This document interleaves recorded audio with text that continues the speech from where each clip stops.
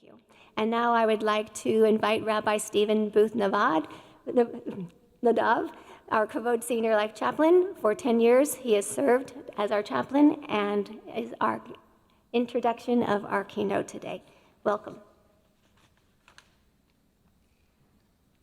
Good morning again. Shalom Aleichem. Okay, that's better. Okay. So when Rabbi Geller became the fourth woman in America to be ordained a rabbi in 1976, she was the only woman in her class graduating from Hebrew Union College. By contrast, when I was ordained at the Reconstructionist Rabbinical College in 1992, my class was the last in my seminary that would have more men than women in the class. Times were changing. Rabbi Geller was a pioneer then and has always been one. At USC Hillel and at Temple Emmanuel in Hollywood, when she helped create Chai Village, an amazing experiment between two Reform synagogues to create a virtual but intensely cooperative and connected and supported village of older adults. And she is part of that village today. She was also on the editorial team for the Torah, a woman's commentary, which is one of my favorite Torah commentaries at this time. She has been named one of the 50 most influential rabbis in America and one of the 50 top influencers on aging. She was featured in the PBS documentary Jewish Americans. Friday night, she spoke here at Temple Emmanuel about the history and influence of women in the rabbinate. It was a moving and highly educational talk that I strongly recommend, and you can probably watch it on the Temple Emmanuel website or Facebook page. Her late husband, Richard Siegel, among other things, was one of the editors of the original 3-volume set, The Jewish Catalog, which educated so many of us into empowered, participatory Judaism. I learned how to tie tzitzit, among many things, from that catalog, which I devoured. And she co-authored with Richard her latest book, published posthumously for Richard, titled Getting Good at Getting Older. As it says on the back cover of the book, which you can buy and have signed afterwards, it says, "We transformed society in the 60s and 70s through the civil rights movement, the evolution of feminism, and the sexual revolution. We raised our voices, we refused to sit down, and in the process, changed the way the world saw young people. We aren't young anymore, but we are still revolutionary. We are confronting and challenging assumptions about aging by living longer, by being more active than our parents and grandparents, and by simply doing things differently. And in the process, we are changing the way the world sees older people." So here to help revolutionize how we think about this stage of life, I am deeply honored to welcome Rabbi Laura Geller.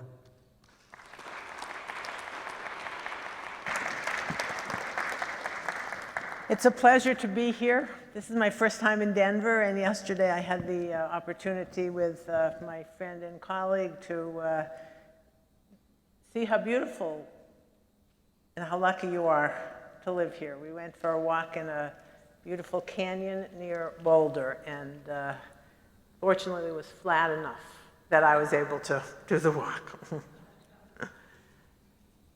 So maybe some of you remember the scene in When Harry Met Sally, when Estelle Reiner overhears Meg Ryan faking an orgasm as she eats her deli sandwich. And Estelle Reiner responds, "I want what she's having." It makes me laugh just to think about it.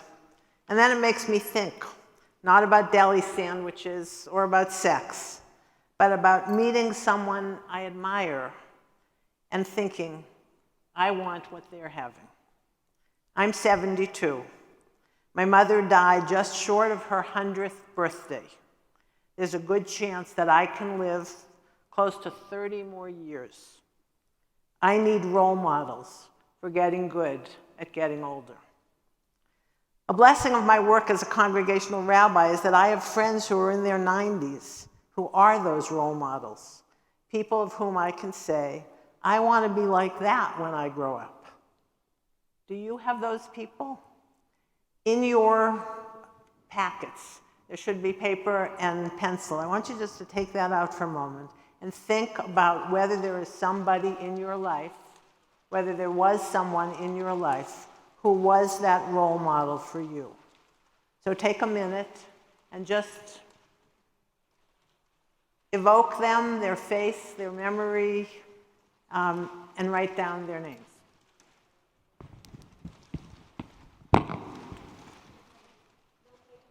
No paper. Write it on the envelope.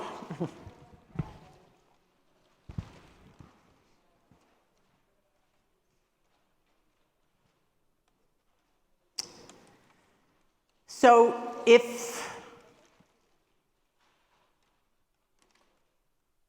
we were able to talk about who these people are, I suspect that they would have a few things in common. They're in relatively good health. They're willing to accept the help that they need. And they're financially secure enough not to have to worry about challenges that might lie ahead. And maybe just as important, they're wise, they're joyful, they're grateful, they're compassionate, they're patient, they're funny, they're curious, they're optimistic, and they're connected to other people, to family, community, and friends. Now, it's true that some of these qualities might be out of our hands, like health or financial security. But others of these qualities might be within our reach. So the question for me and for other active older adults in our 60s, our 70s, and our 80s is, what can we do now to become the 95-year-olds that we someday hope to be? To put it in a religious context, think about Psalm 90, where it says, "Teach us to number our days, so that we may attain a heart of wisdom." The question is, what do we do now to attain that heart of wisdom? And the truth is, you can't just order a heart of wisdom in a restaurant. There's no shortcut. I once saw the following sign on a storefront. In big letters, "Yoga doesn't work." In slightly smaller letters, "Psychotherapy doesn't work." In slightly smaller letters, "Drugs don't work." And then in even smaller letters, "You have to work." We all have work on ourselves, work that we have to do on ourselves to attain a heart of wisdom. And although the book of Job posits that with age comes wisdom and with length of days comes understanding, it's not simply enough to just get older. Rabbi Abraham Joshua Heschel taught, age is no guarantee for wisdom. People are anxious to store up financial means for old age, but they should also be anxious to prepare a spiritual income for growing older. So the question for today is, how do we prepare that spiritual income? But before we can answer that question, we need to really confront how we feel about getting older. Some of us are in denial. You may have even said things like, "I hate it when I see some old person and then realize that we went to high school together." Or, "I'm at that delusional stage where I think everyone my age looks older than I do." Or, 70 is the new 50. Or 80 is the new 60. The truth is that the pandemic changed all of that. Suddenly we couldn't deny that we were growing older when everybody over 60 was considered vulnerable. We were the ones to get priority for vaccines and boosters. And we were in the demographic where COVID was more deadly. And the younger people in our lives, including our adult kids and our grandchildren were, and some still are, worried about us. We are getting older, and we need to plan for it. Another way the pandemic changed our vision of ourselves was by bringing to surface the seriousness of loneliness. Even before the pandemic, public health professionals were calling loneliness an epidemic. Research indicates that there has been a rise in the number of people feeling alone, not just older adults, but young people as well. For us older people, it was hard enough to live through the pandemic in a bubble with a partner, a spouse, or adult children. But it was maybe even harder for those of us solo agers, widows, widowers, divorced people, people who had never married. It turns out that 27% of adults with no children who are over 60 live alone. 27% in the United States. 40% of adults over 60 with adult children who live more than 500 miles away live alone. 40%. And you all know that friendship changes as we get older. Friends move away, some friends die, our social network constricts, and it's not so easy to make new friends at this stage.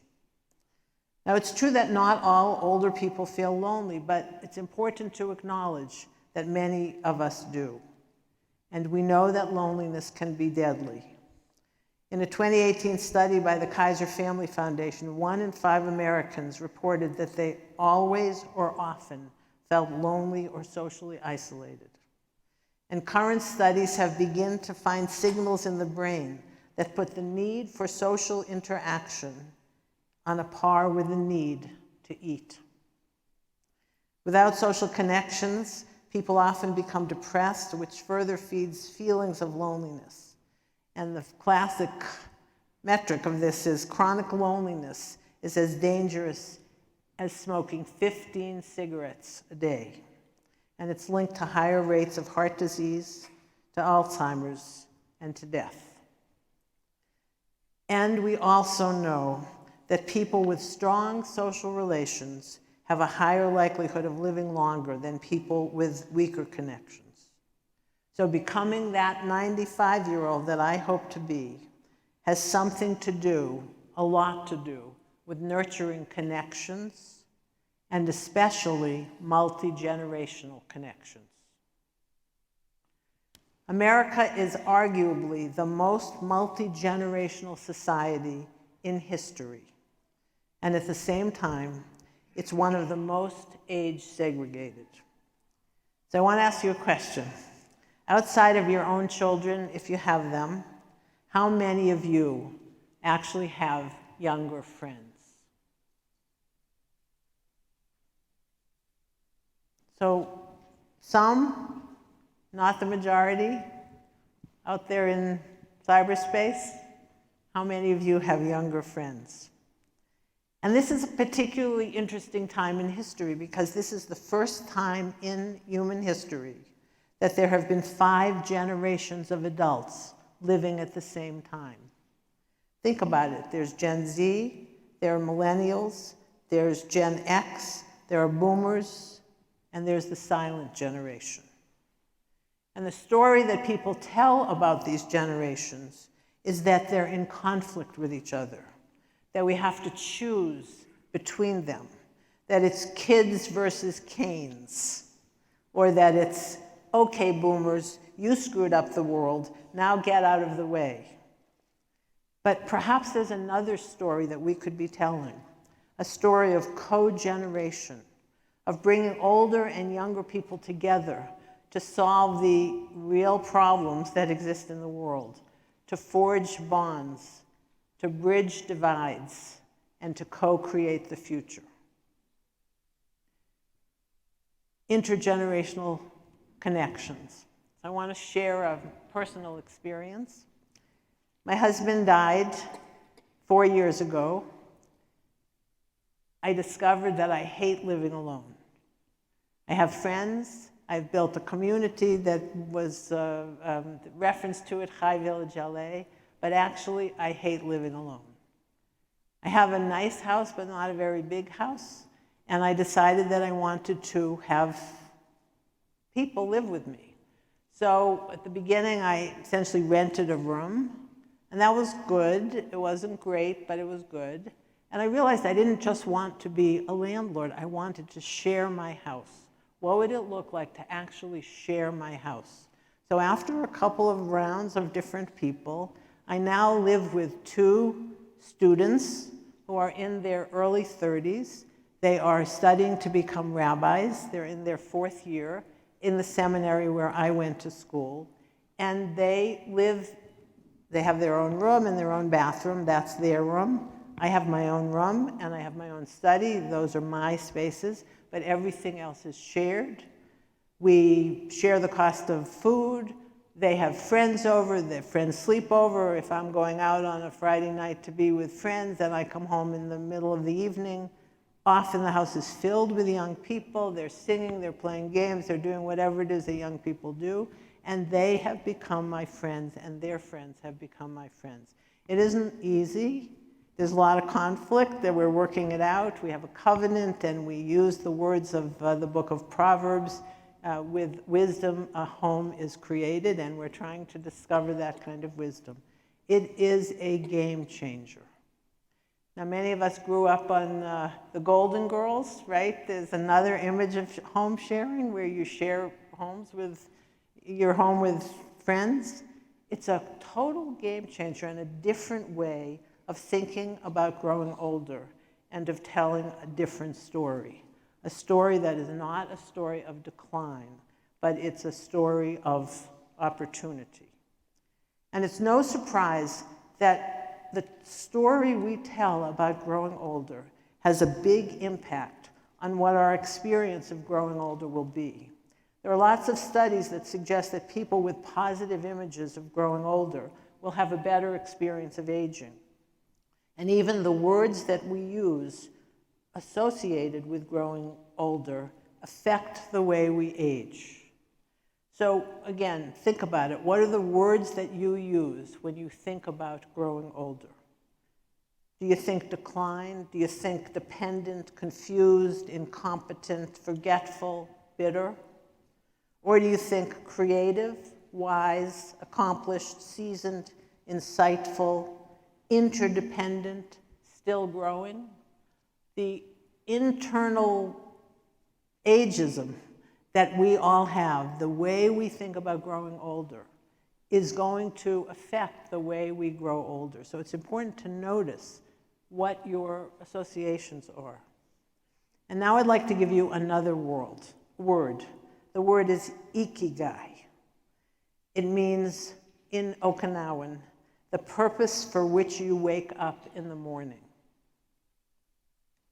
It's a word in the Okinawan culture that relates to all stages of life, but it's particularly important for us at this stage.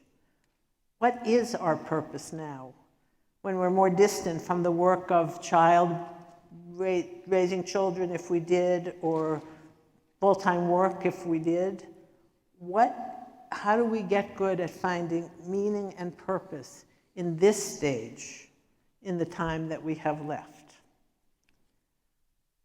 Dr. George Valiant, the director of the Harvard Study of Adult Development and the author of a very important book called Aging Well, identified some of the factors that contribute to successful aging, which he defines as living from retirement to past 80 with joy.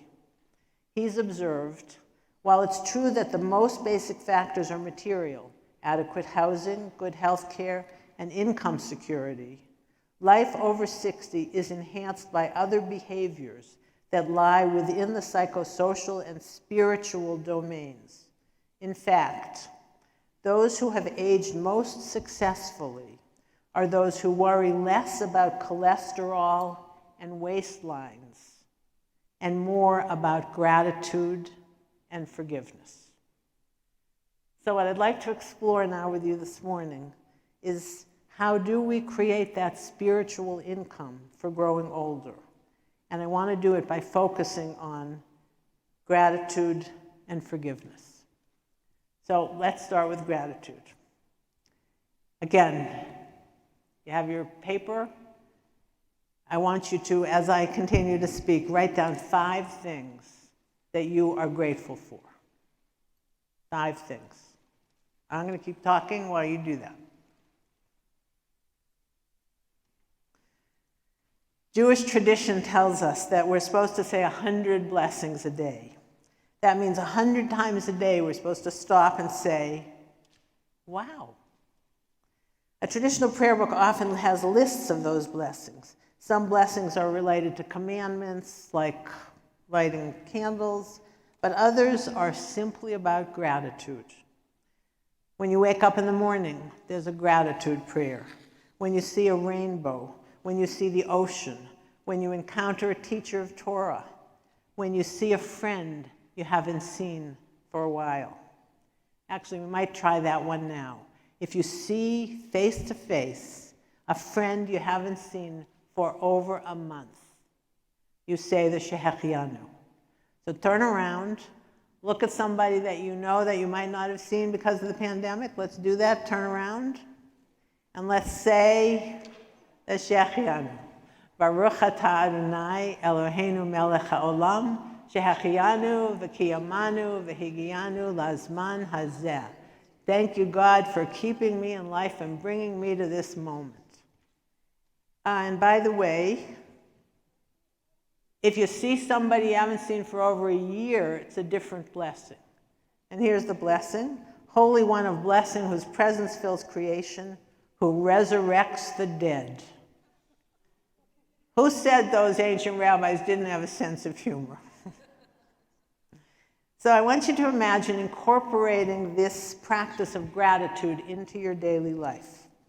So when you wake up in the morning, instead of hitting snooze on the alarm clock or muttering, oh God, how would it be different if you said a blessing? Like the traditional morning prayer, I'm grateful to you that you've returned my soul to me in mercy. That's the traditional blessing. First thing you say before you get out of bed. Or you make up your own blessing. Maybe just, thank you that I woke up to a new day. How might that change your experience of the day?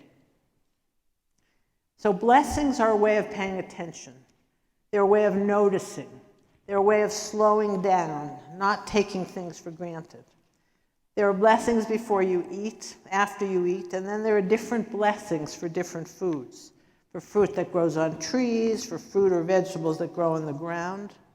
Now, given how often I eat, I can get to 100 just by food blessings.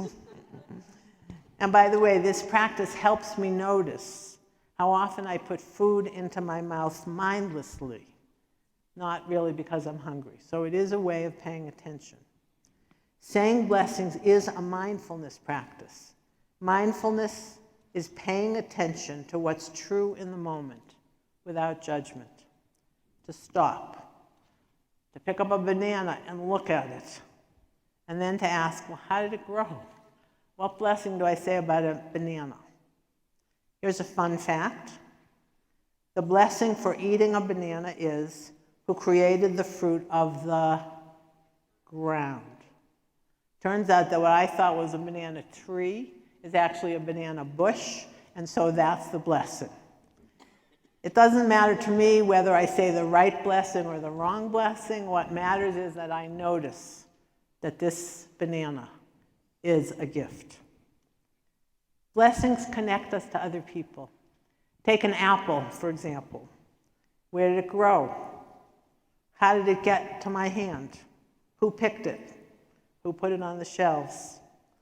And then I think about all those people whose labor makes my enjoyment possible. And then, if I'm really paying attention, I ask myself, well, what were their working conditions? In the fields, in grocery stores. And when I notice that, it makes a claim on me. What am I capable of doing to make some of those conditions better. Think about the classic Jewish blessing over food, the motzi. When you eat a meal that has bread, you only have to say the bread blessing. You don't have to say all separate blessings. But it's really a peculiar blessing. The blessing ought to be, blessed are you, God, who brings forth wheat from the earth, right? That's what comes out of the ground, not bread. So why do we say who brings forth bread from the earth? Because bread is a partnership. We take the wheat and we turn it into bread. When we say that blessing with intention, we're in some way committing ourselves to be partners with God, however we understand God, partners in completing the world. So you might respond, well, that's all well and good when things are going well. It's easy to be grateful when everything is good. But even in difficult times, what would it mean to still be able to be grateful? So back to Dr. George Vaillant. His study about aging well included these characteristics: maintaining a generally optimistic perspective, choosing to interpret events and choices so that somebody sees possibilities rather than simply risks, evolving mature, adaptive strategies, that is, turning lemons into lemonade, reacting well to change, that's a tough one, and finding a rationale for living well, even in times of great loss. So the question is, how can we practice gratitude even when things are hard? So I want to consider the traditional blessing that we say when we go to the bathroom. Here are the words: Holy One of blessing, ruling over time and space, who formed human beings with wisdom and created within them many openings and many hollow spaces. If even one of them which should be opened is closed, or if even one of them which should be closed is open, it would be impossible to survive or to stand before you even for 1 hour. Holy One of blessing, who heals all flesh and acts wondrously. Well, when everything's working well, we don't even notice, right? We don't notice what a miracle our bodies are. But when everything isn't working well, how can we be grateful? I think to say a blessing like that, even when we are having difficulty, is an acknowledgement that we are embodied souls, and that healing, as opposed to curing, healing of body or of soul, is somehow possible. So how do you take that consciousness into those moments when things are difficult? In the interest of time, I'm going to move past the story. All right, I won't. This is a really difficult story. It's the experience of Ilana Schatz, the founding director of Fair Trade Judaica. She was diagnosed with ALS in her early 60s. These are her words. One day I was using my walker when suddenly both legs gave way. My body wilted to the ground and my spirit dissolved into tears. Given that ALS symptoms can be sporadic, I knew that I had a little time to reflect on how I wanted to face and accept this new stage. Throughout my life, rituals have helped make transitions more conscious and graceful, so I decided to create a ritual to help me cross this profound transition. In my workshop, I'll talk more about that specific ritual, but the bottom line is she created a ritual when she first moved into the wheelchair that she knew that she would spend the rest of her life in. And she was able, with a small group of friends, to say a blessing with gratitude to all the gifts that her body had given her until that moment, and the fact that she would still be able to keep moving. I think that that is a powerful example of acknowledging the truth of our lives, which is things can be difficult, but that gratitude can help make it more possible to experience joy. Gratitude's a muscle, and like any other muscle, it grows stronger with exercise and with practice. So here is my advice for a gratitude workout. First, that you acknowledge what's good in your life. Second, that you remember it's a gift. You didn't do anything to deserve it. The third is to acknowledge where the gift comes from. Maybe from a person, for some of us, maybe from our understanding of God. And the fourth is to find a way to say thank you. And a practice that is very powerful for people is before you go to sleep at night, next to your bed, keep a piece of paper and write down 5 things that happened that day for which you feel grateful. It changes your experience of looking back over the day, and it changes your experience of sleep. Makes it easier to go to sleep and to sleep well. So now let's talk about forgiveness. In the book, Getting Good at Getting Older, there's a chapter that we reprinted from Rabbi Zalman Schachter Shlomi's wonderful book, From Aging to Saging, called Exercises for Sages in Training. And my favorite exercise is the one that he calls a testimonial dinner for severe teachers. It's a playful reinterpretation of the traditional language of the famous verse from the 23rd Psalm. You prepare a table before me in the presence of my enemies. Here's his instruction. Divide a piece of paper into 3 columns. In the first column, list the guests you're inviting to this testimonial dinner, those who have wronged you in some significant way. In the second column, describe the injustice that was inflicted on you.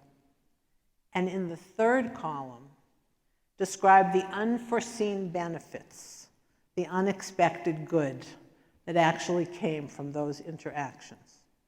And then go around this metaphoric table and say to each of these guests, I understand now that you did me a great deal of good by your actions when you hurt me.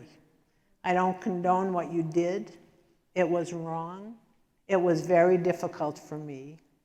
But I am ready to let go of my vision of myself as your victim. I'm ready to stop being locked in resentment. I forgive you. Whew. I want you to think for a moment. Who would you invite, right? And what have you learned from those people that you might invite? And finally, how would all this make you feel? We all know that forgiving other people is really hard. Asking for forgiveness is even harder. And the most difficult is forgiving yourself. Most of us who are Jewish associate forgiveness with the high holidays. The work of the high holidays is cheshbon hanefesh, the challenging spiritual work of reflecting on who we've been and who we want to become. The tradition is to make a list of everybody who's important to us, to reach out to them, and to say, will you forgive me for anything I might have done or said this past year that hurt you? How many of you have ever done that practice? Okay, some of you, it's a pretty hard thing to do. So I want you to think about it. Think about a friend or family member with whom there's been some tension, some hurt, some feelings of being let down. And now I want you to imagine what it might be like to reach out by phone or FaceTime or in person and say, will you forgive me for anything I might have done or said this year that hurt you? The reason that it's hard to do is because if you take it seriously, if they take it seriously, the question will lead to other questions. Well, what did you do? What did you say? And then the question might lead to a conversation about hurt feelings, about unresolved anger, about unfinished business. And maybe it'll be hard for you to listen to what they're saying. You'll want to respond, well, you let me down too. Or maybe the hurt was too great and your friend can't let it go or won't let it go. The tradition is to ask for forgiveness. The Hebrew word is mechila. If you both really listen as well as talk, the conversation might continue long enough to clear up some of the stuff that's been getting in the way of being close. And maybe even if it becomes a real conversation, you'll discover a new depth in the relationship. Maybe you'll actually be able to let go of some baggage you might not even notice that you were carrying. Let me give you two quick different examples. My very close friend needed heart surgery. She lives on the East Coast, and I promised to come and be with her when that surgery took place. But then the pandemic happened and I couldn't go. I did what I could. I called her every day. I knew she understood, but I needed to ask her forgiveness. So in the middle of that Zoom call, as I asked for forgiveness, I burst into tears, and I surprised myself as well as her and her husband. I didn't know that I had those strong feelings. And then her husband, who's also a cherished friend, surprised himself by asking for forgiveness that he didn't come to my husband's funeral 2 years earlier because an important work commitment had made it impossible. But he had been present for me in so many other ways. None of us would have predicted how good it would feel to have this conversation and how much it deepened that relationship. But I admit that this is an easy one. Over the years, I've had more difficult conversations when the answer wasn't, I forgive you, but I don't forgive you. One was with a synagogue leader who felt I wasn't there for her when she needed her rabbi. She'd been a friend, and she felt that I had let her down. Eventually, she left the synagogue because of it. The conversation we had didn't actually help me understand why the hurt was so profound, but clearly it was to her. After asking for forgiveness for 2 more times, I realized that my work was to forgive myself and to let it go. So this conversation is hard, so hard that the tradition is actually observed more in the breach than in the reality. Sometimes people ask it in a kind of pro forma way.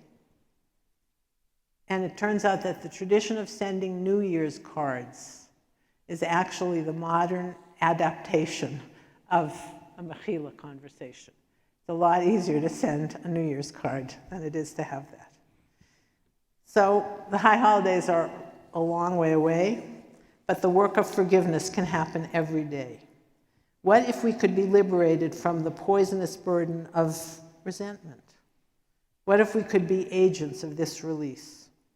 So here's another practice on a daily basis.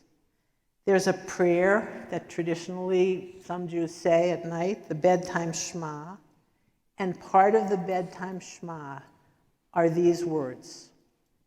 Holy One, I stand before you and before other people, pardoning, forgiving, seeking at last to be open and forgiving to all those who have hurt or angered me, be this hurt of body or soul, of honor or property, whether the other was forced to hurt me or did so willingly, whether it was by accident or intent, whether I was hurt by word or deed. I forgive because we're both human.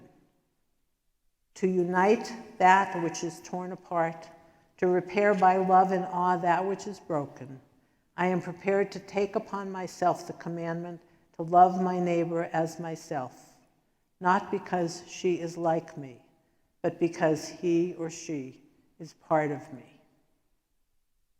So if you were to say that every night, what would that do? How would that strengthen that muscle of forgiveness? Some of you know that the ultimate moment of asking for forgiveness comes as we're dying. Jewish tradition offers a vidui, a confession, to be said by someone dying or someone present as death approaches.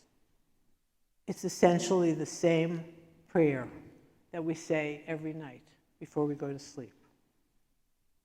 To know that one day we each will be at that moment of transition might encourage us to work even harder on strengthening that forgiveness muscle. And maybe we'll notice that in doing that, we are in fact attaining a heart of wisdom. There are other spiritual practices we could talk about along with gratitude and forgiveness. Meditation, journaling, self-care, taking a tech Shabbat, that is choosing one day, maybe it's Shabbat or maybe it's another day during the week, when you simply turn off your technology. That's a spiritual practice that helps us become the 95-year-old that we want to sometime be. Let me leave you with one more practice. It's called the loving kindness meditation. Its goals are to develop positive emotions to all beings, including ourselves. And here's the way that this meditation is often done. You sit quietly and you say, may I be safe. May I be content. May I be strong.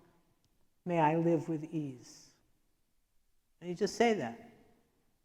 And then the next level, maybe the same time you're sitting, maybe another time, you think about somebody that you love. And you say,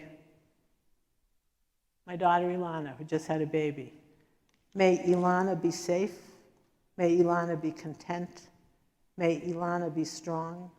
May Ilana live with ease. And then you think about those familiar strangers, the people who you don't know their names, but they make your life easier. The person you go to when you buy Starbucks, or the person who parks your car when you go to the doctor. We don't know their names, but we say this blessing for them. May they be safe. May they be content. May they be strong. May they live with ease. And then, and here's the real difficult one, the people who annoy you, who are problematic to you. You wish for them those same blessings. And finally, you wish for all people all over the world. May all of us everywhere feel safe, feel content, feel strong, and live with ease. This practice really does help center us, and I think does help us move in the direction of attaining a heart of wisdom. All these practices are part of the spiritual income that we need to invest in order to become the 95-year-olds we want to be. So back to the question, who is that person for you? For me, a person who's forgiving and grateful, still growing, still learning, still curious, a person who's resilient, connected with a community, and hopeful about the future. Really a person who has acquired a heart of wisdom. So I want to tell you about one of those people for me. My friend Rita, who had been a social worker and a teacher of people training to become nonprofit managers. So this was Rita. She had suffered tragedy in her life. One of her 2 sons had committed suicide, real tragedy. But somehow she had managed to move forward after that loss. At the end of her life, she was 98 years old. She'd been retired for over 30 years. She'd cared lovingly for her husband throughout his dementia. And after he died, she shared her home with a Eritrean refugee who had become a close friend, or became a close friend through the house sharing.